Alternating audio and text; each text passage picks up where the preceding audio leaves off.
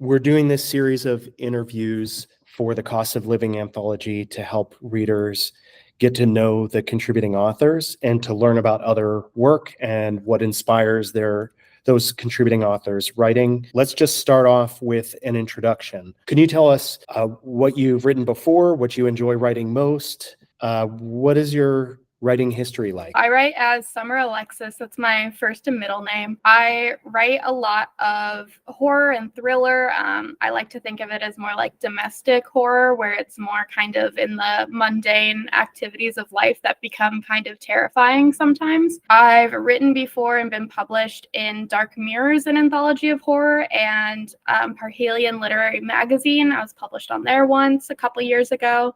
And then I've written a literary analysis for Magazine Americana. Yeah, I really just like writing scary stuff and thinking about what makes it scary in kind of a subtle way.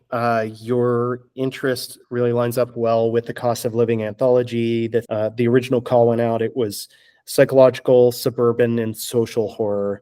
And really, I wanted to lean heavily into those mundane things that get very spooky if we let them play out or we analyze them. And I sometimes think about horror stories as the best way to answer the questions that we're afraid to ask, and about those mundane, about those quiet, small moments, without spoiling your story or revealing too much, because I want everybody to read your story. Can you tell us a little bit about what inspired you for the short story you have included in our anthology? With If I Go Missing, there was this trend like a year ago on TikTok where people were creating these big binders full of their information, full of like pictures of themselves, hair samples, blood samples, skin samples sometimes. And I was just like watching these TikToks and I was like, who is creating these? It kind of made me feel like people were fantasizing almost about going missing and somebody needing all of this information they collected to find them. And it felt so like weird to me seeing people create these and having these like it seemed to me like fantasies, like they were thinking about how incredible it would kind of be, not in a they wanted to go missing way, but then I was like, what if somebody did want to go missing, and what if they wanted that to be found and wanted them to find this thing and be like, oh perfect, this person prepared for the worst, kind of like the doomsday bunkers but in this big binder of information about themselves. That is creepy.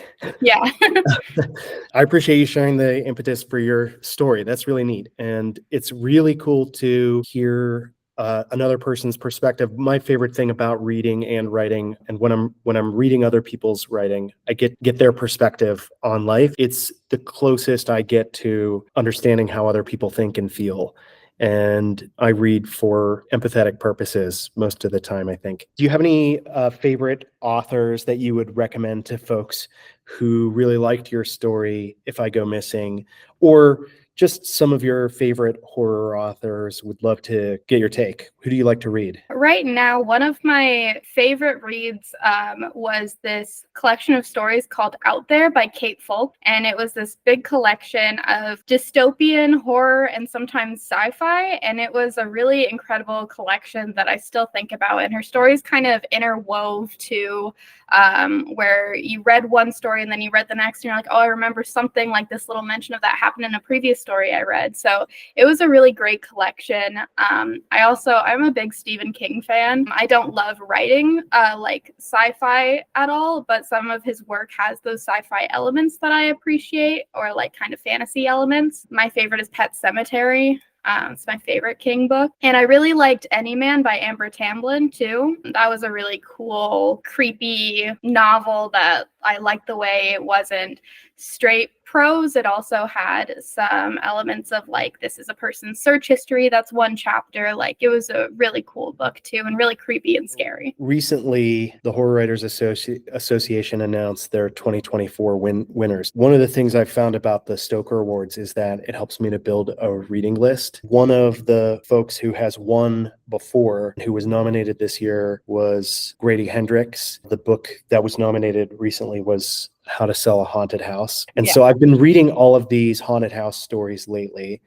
There are some that are more or less on the mundane versus the supernatural side of things. You might want to check out, it's called The Grip of It, kind of a psychological horror story, focuses on a husband-wife pair, and they're kind of slowly going insane, and they don't know if the stuff in the house is really happening or if they're just losing something, or if they've been infected with mushroom spores or something, or like, fungal spores confusing them and rotting their brains.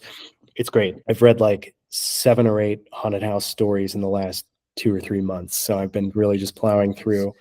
Can you give your definition of horror? Like when somebody says, "Oh, I really like reading horror," if you were to interpret that for us, what does that mean to you? I would say horror to me means finding a way to be scared and finding kind of enjoyment in being scared, like reading scary stuff, watching horror movies.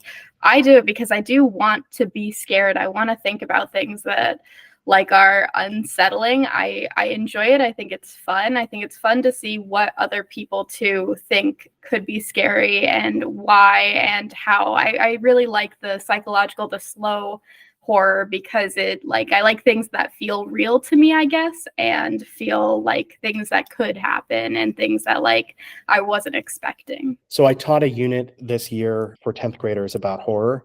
Mm-hmm. And first of all, I had some parents who were like, "Oh, we don't think that's a good idea because horror is like by definition not appropriate for children."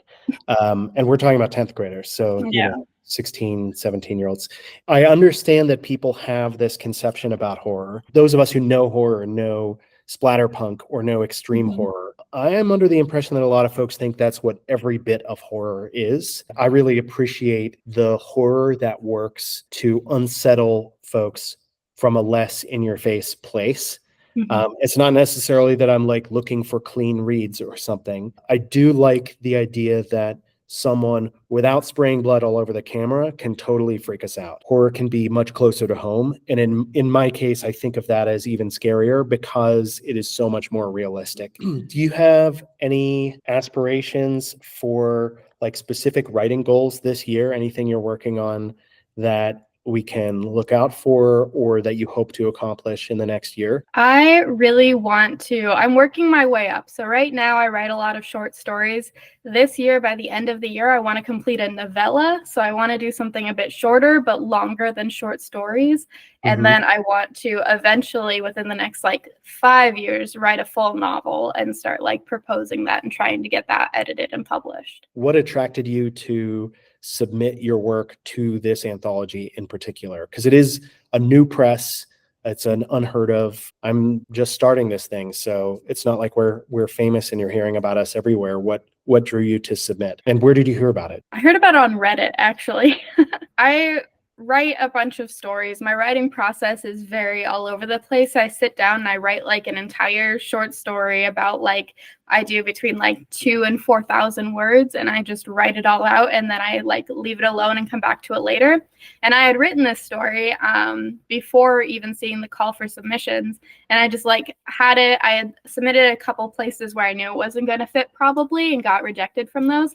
And then I saw this one on Reddit because I look at the like literary contest pages and like just look around, and also I look on Duotrope and stuff, and I saw it on there too. And I was like, why not? So I submitted it and heard back, and that's great. it. Yeah. Awesome. Well, I hope everybody gets a chance to read your story because it's really good. Thanks for having this little interview with us and talking to potential readers and chatting with me. And we have high hopes for our anthology and really high hopes for you and for your future publishing career too. So thanks for joining us, and thanks for writing. Yeah. Thank you so much.